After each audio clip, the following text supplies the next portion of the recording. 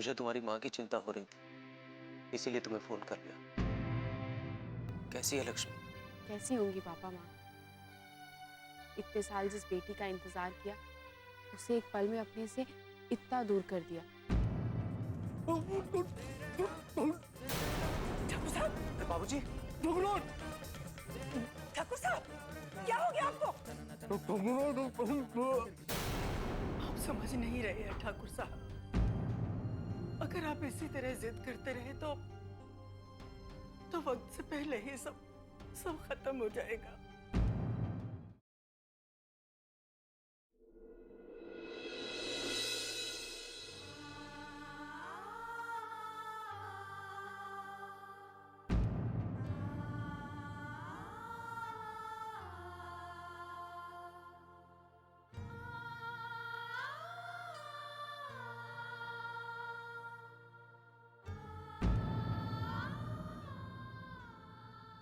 आदमी तो हो रहा है ठुकरान, सब खत्म हो रहा है।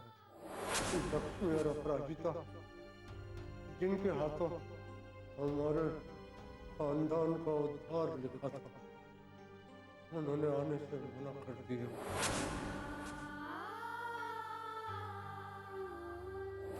अन्नू को लेकर थोड़ी सी उम्मीद जगी थी, वो भी अब कभी नहीं आएगी। वो भी बुराई हो गई।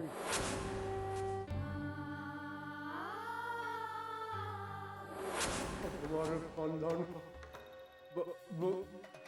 बर्बाद होना निश्चित है। अंत करीब है हमारे परिवार का। हम अपनी आंखों के सामने सब कुछ बर्बाद होते हुए देखना चाहते हैं।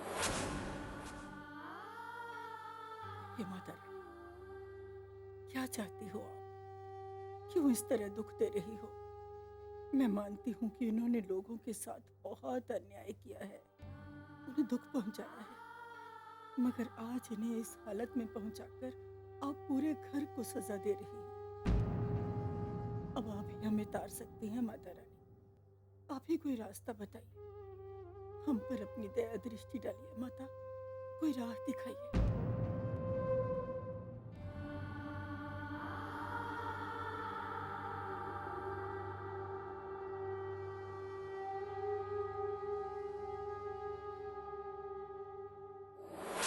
नाम क्या है तुम्हारा? किशन लाल।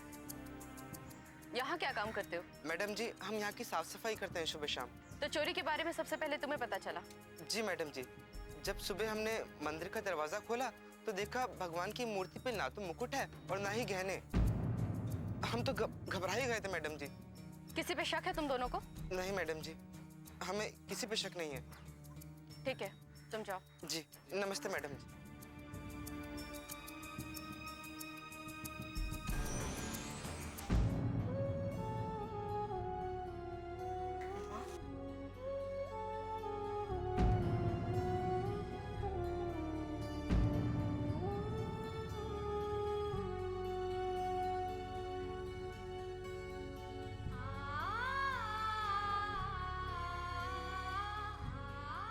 माँ, माँ रुको। माँ कहाँ? माँ, माँ रुको।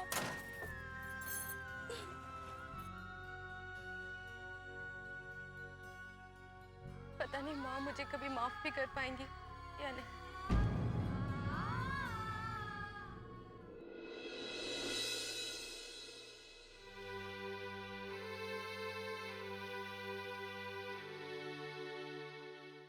सुनिए, हाँ?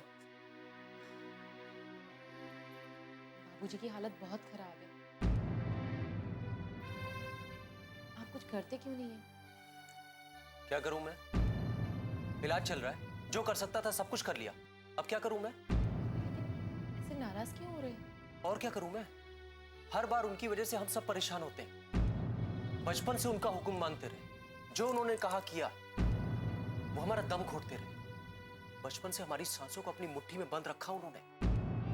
अपने मन मुताबिक चलाया पूरी जिंदगी, और आज जो कुछ भी हो रहा है ना, ये सब उसी का नतीजा है जो आज उनकी ये हालत है। अरे आप ऐसा क्यों कह रहे हैं? क्या आप यही चाहते हैं कि वो अपने कर्मों की सजा भुगतते रहें और ऐसे ही बीमार पड़े रहें? मैं ऐसा कुछ नहीं चाहता कावेरी। लेकिन आपकी नाराजगी से तो ऐसा ही लग रहा है। जिस तरह से आप उनकी गलतियों को माफ नहीं कर पा रहे, उनके गुनाहों को भूल नहीं पा रहे, उससे तो यही लग रहा है कि आप नहीं चाहते वो कभी ठीक हो। मैं पत्थर बन गया हूं कावेरी, जैसे किसी बात का कोई असर ही नहीं होता। मैं तो सिर्फ माँ के लिए परेशान हूं। वो बाबूजी को लेकर बहुत दुखी है और मैं उन्हें दुखी नहीं देख सकता। इसीलिए तो मैं कह रही हूँ जी, कुछ कीजिए। अगर बाबूजी ठीक नहीं हुए तो इस गम में कहीं माँ जी को कुछ ना हो जाए। मैं कुछ नहीं कर सकता कावेरी, सिवाय कोशिश के, और वो मैं कर रहा हूं। दवाओं के साथ साथ उन्हें दुआओं की भी जरूरत है। मैं तो बस भगवान से यही प्रार्थना करता हूं कि उन्होंने जिंदगी में अगर किसी का भी भला किया हो ना, तो उसकी दुआ उन्हें लग जाए।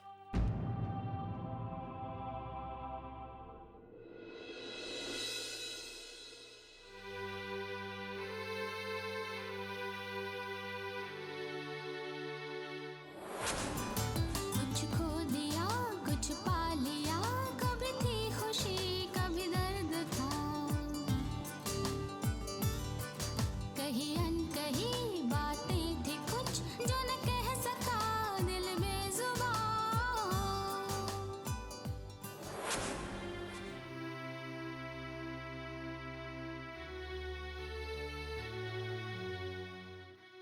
शीला, शीला,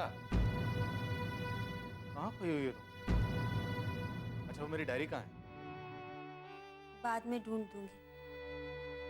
अरे मुझे अभी जरूरत है, अभी देख के तो प्लीज। अभी मेरा मन नहीं है विशाल। क्या हुआ? पता नहीं, बहुत अकेलापन लग रहा है।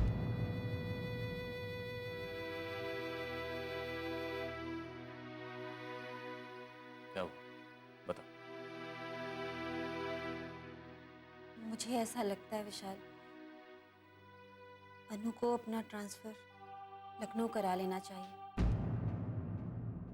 बिन बिटिया आंगन सोना।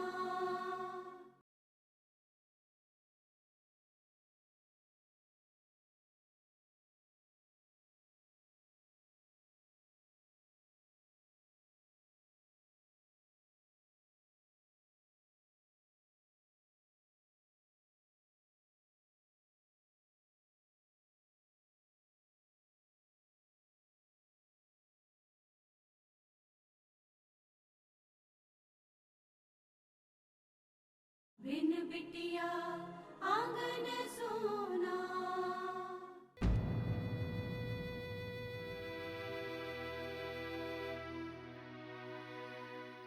क्या हुआ?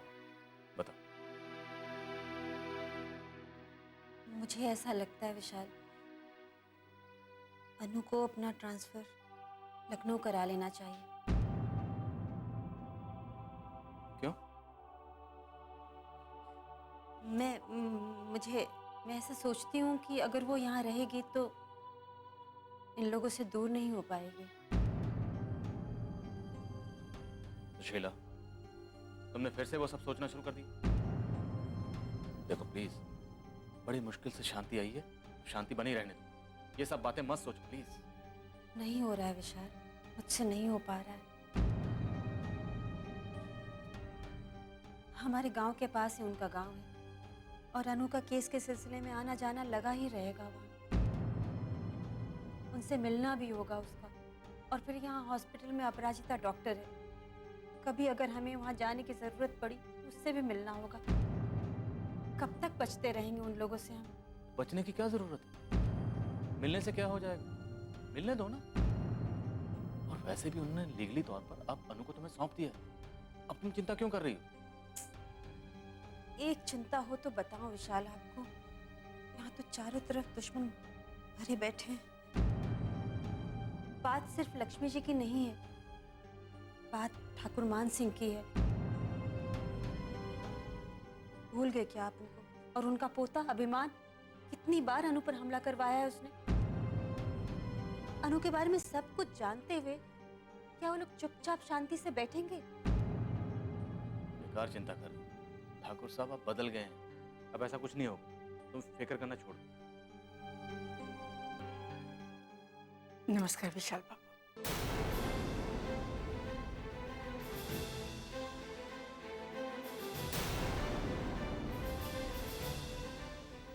नमस्कार। आप यहाँ किस लिए आए हैं? सुशीला, खरे मेहमान से ऐसे बात करते हैं? जो मेहमान आया है वो इसी तरह बात करने का काबिल है। सुशीला, रहने दीजिए विशाल बाबू।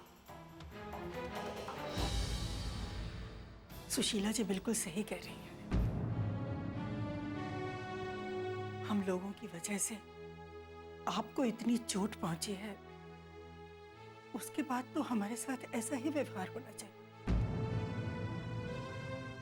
मैं आप दोनों के द्वारा किया गया हर अपमान, हर जिल्लत सहने के लिए तैयार हूं, लेकिन आप दोनों से मेरी हाथ जोड़कर विनती है कि मुझे आज इस घर से खाली हाथ मत भेजिएगा। आपकी जगह मैं समझा नहीं आप क्या कहना चाहती।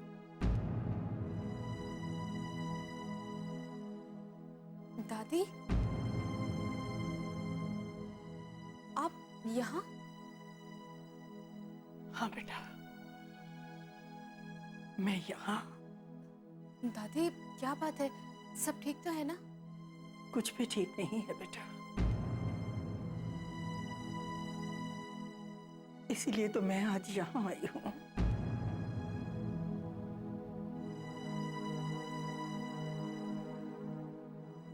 विशाल बाबू, आप दोनों से हाथ जोड़कर विनती है कि अनु को मेरे साथ मेरे घर भेज दें।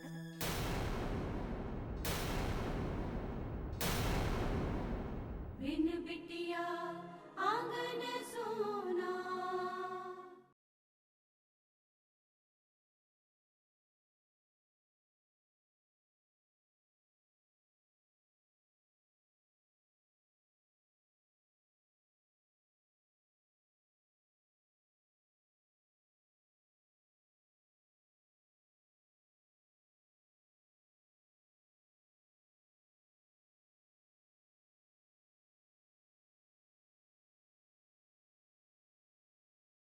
बिन बिटिया आंगन सोना। विशाल बाबू, आप दोनों से हाथ जोड़कर विनती है कि अनु को मेरे साथ मेरे घर भेज दें। मैं आप दोनों से आपकी अनु मांगने आई। ये आप क्या कह रही हैं? जानती हूँ, ये भी जानती हूँ कि आप दोनों के लिए ये बहुत मुश्किल है,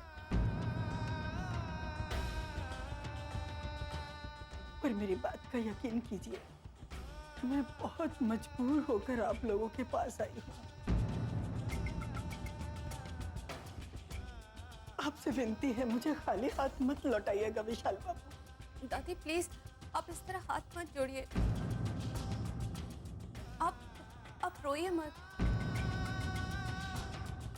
आप जानती भी हैं कि आप क्या कह रही हैं? अनु हमारी बेटी है, आप उसे इस तरह अपने साथ ले जाने के बारे में सोच भी कैसे सकती हैं? माँ, अनु प्लीज, इनसे मुझे बात करने दो।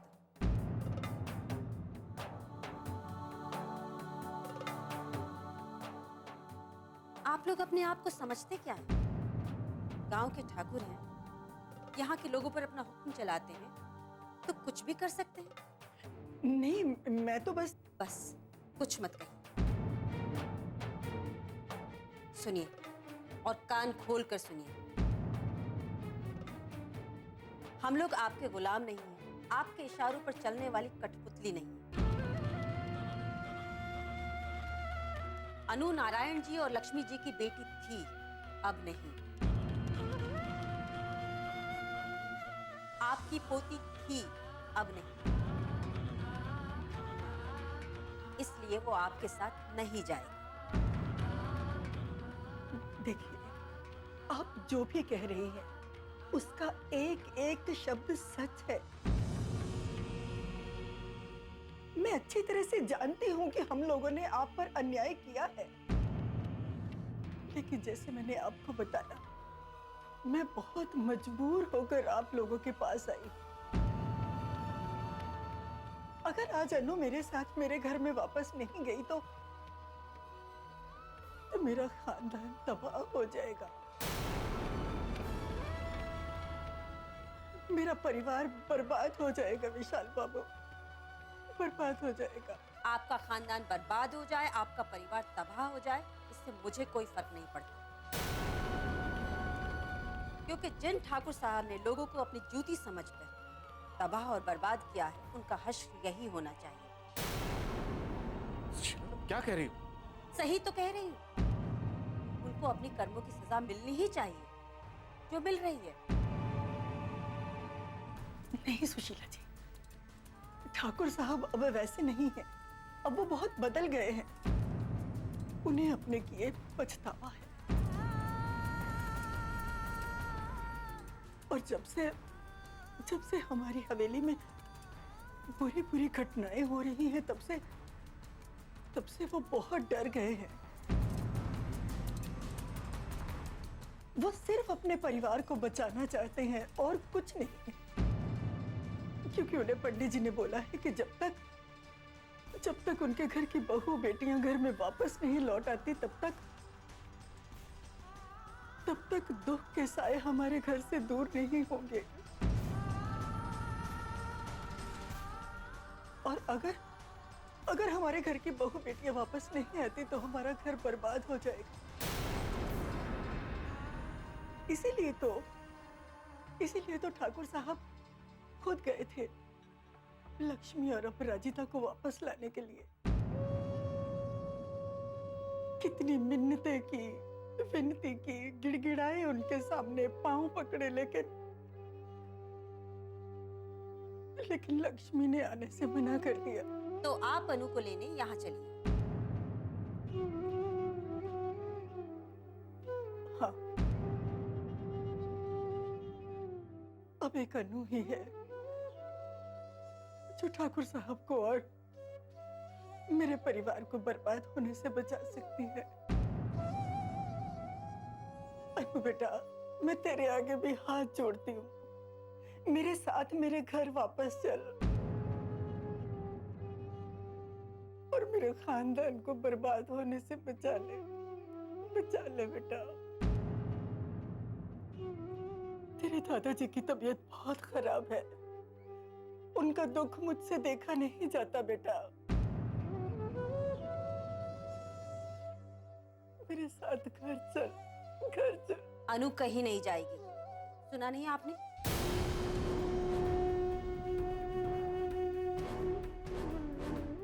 अनु बेटा। हाँ दादी, माँ ठीक कह रही है। जिस आदमी ने मेरे पापा के साथ ऐसा किया हो, उस आदमी के लिए मैं कभी भी वहां नहीं जा सकती। बिन बिटिया आंगन सोना।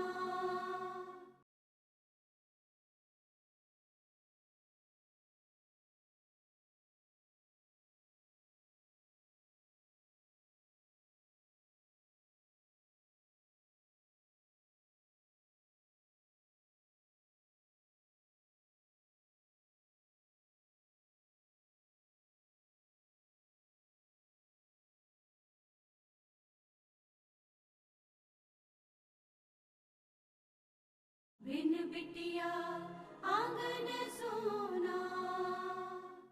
हाँ दादी, माँ ठीक कह रही है। जिस आदमी ने मेरे पापा के साथ ऐसा किया हो, उस आदमी के लिए मैं कभी भी वहां नहीं जा सकती।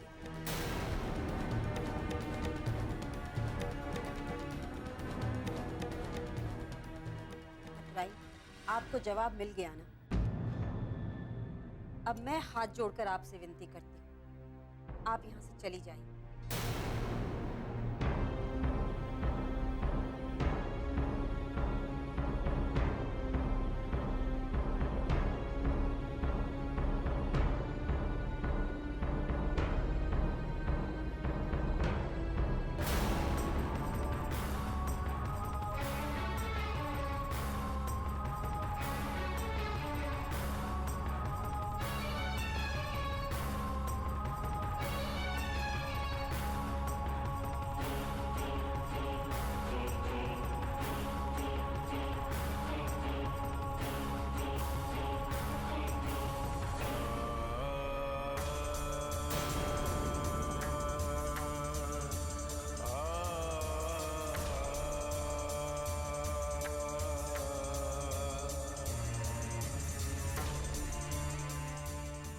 ये मंगलसूत्र मेरे सुहाग की निशानी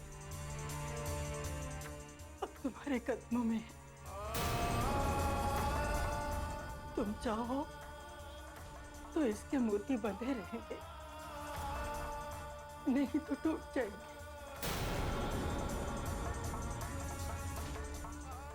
मेरे परिवार को बचाना चाहो तो ये मंगलसूत्र लाकर मुझे लौटा दे,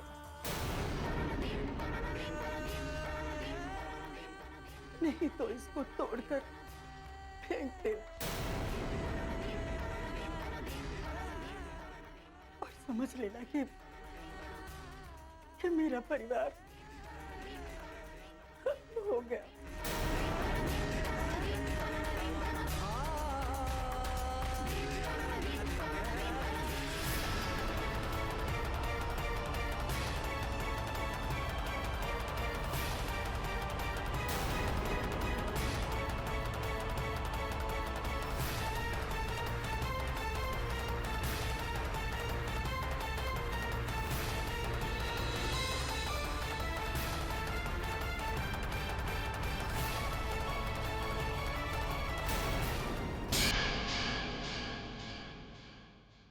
अनु दी से बात नहीं की? क्यों उनसे मुंह फेर के ऐसे चली आई? बोलिए माँ। मैं इसलिए चली आई अपराजिता कि कहीं उसे देखकर मेरी ममता हाथ ना मान जाए। वो लोग तुम्हारे अपने हैं बेटा, पराए नहीं। उनसे तुम्हारा खून का रिश्ता है। उन लोगों ने तुम्हें हमें कानूनन गोद दे दिया है, इसका मतलब ये नहीं कि उनके तुम पर से सारे अधिकार खत्म हो। ये तुम क्या कह रही हो बेटा? अपने दादाजी की हालत जानते हुए भी तुम इस तरह? मैं यहाँ दादाजी की पोती की हैसियत से नहीं आई, बल्कि एक डॉक्टर की हैसियत से आई।